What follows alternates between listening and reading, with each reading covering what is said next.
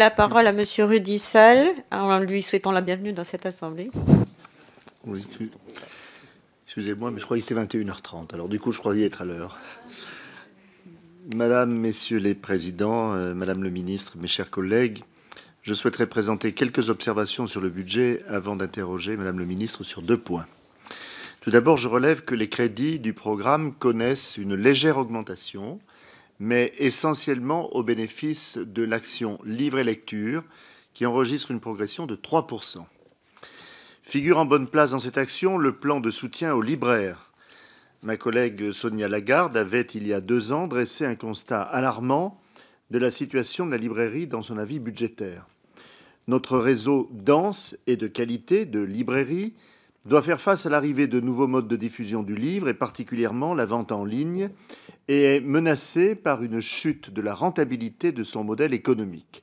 C'est pourquoi le soutien mis en place via le Centre national du livre, le CNL, dont son budget pour le soutien à la librairie a été renforcé de 2 millions d'euros, est important. Quant à la transmission des fonds de commerce, le CNL a abondé le fonds de soutien existant de 4 millions d'euros supplémentaires, ce qui a permis d'assurer la reprise de 14 librairies du réseau Chapitre lors de sa faillite. C'est pourquoi je me félicite également de l'adoption de la loi tendant à encadrer la vente à distance des livres, à l'initiative au départ de notre collègue de la Commission, Christian Kert, entre autres, qui permettra de lutter contre la concurrence déloyale de certains opérateurs en ligne. Désormais, il est interdit de pratiquer la gratuité des frais de livraison des livres à domicile. S'agissant des industries culturelles, la diminution des crédits se poursuit, moins 2% cette année. Hadopi. Hadopi est de nouveau et encore sacrifié. L'année dernière, son budget avait déjà été amputé, passant de 8 millions d'euros à 6 millions d'euros. Cette diminution ne devait être que transitoire dans l'attente d'une solution. Or, le transfert de ces activités au CSA proposé par le rapport Pierre Lescure ne semble plus à l'ordre du jour. On assiste donc à une mort programmée de la Hadopi en asséchant ses crédits budgétaires. Madame le ministre, quel sera l'avenir de la Hadopi ? Si une révision de ses missions, une remise à plat de son activité doivent avoir lieu, pourquoi le Parlement n'est-il pas saisi de cette question ? Je voudrais simplement attirer votre attention sur le fait que les personnels de la Hadopi aujourd'hui sont absolument catastrophés et se demandent ce qu'ils vont devenir. Et donc je pense qu'on ne peut pas les laisser dans cette situation. Il faut un minimum de clarté et de transparence sur cette affaire. Enfin, je souhaiterais conclure sur le jeu de vidéo auquel j'ai consacré la deuxième partie de mon avis cette année. Ce secteur d'avenir à forte valeur ajoutée, malgré un indéniable dynamisme, souffre de la concurrence internationale. Nous sommes passés du 5e rang de pays producteurs au 8e rang en 10 ans. L'emploi dans le secteur a été divisé de moitié. Il ne sont plus que 12 000 salariés à travailler dans le secteur en 2013, contre 25 000 durant les années 2000. C'est pourquoi il est urgent que le soutien de l'État soit repensé.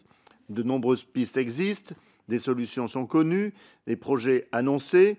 Il est temps qu'ils soient suivis d'effets et deviennent opérationnels. Une de ces priorités est l'aménagement du crédit d'impôt aux jeux vidéo. Ce dispositif n'est plus adapté à l'évolution des jeux. De plus, il est concurrencé par des dispositifs extrêmement agressifs, mis en place à l'étranger, notamment à Singapour, qui proposent un crédit d'impôt de 50%. Je citerai 2 points. S'agissant des jeux sur support physique dits de nouvelle génération, ceux-ci nécessitent de plus longues années pour être produits. C'est pourquoi la procédure d'agrément doit être revue en allongeant le délai entre l'agrément provisoire et l'agrément définitif.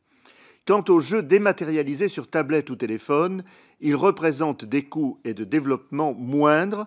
C'est pourquoi le seuil des dépenses éligibles au crédit d'impôt doit être abaissé. Ces points d'amélioration ont été identifiés et des aménagements ont été votés l'année dernière lors de l'examen de la loi de finances.